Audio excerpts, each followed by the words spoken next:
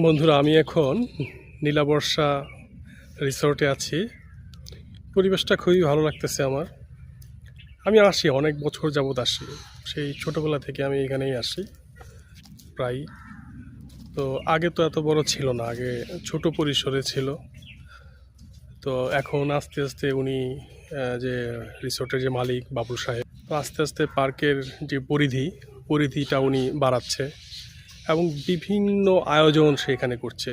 যেমন দেখলাম একপাশে হরিণ আছে, তারপরে ময়ূর,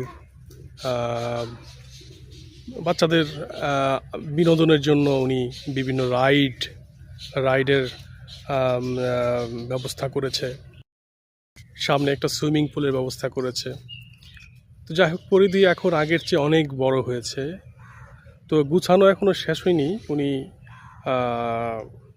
পর্যায়ক্রমে এটাকে আরও সুন্দর থেকে আরও সুন্দরতর করার চেষ্টা করছে আর কি।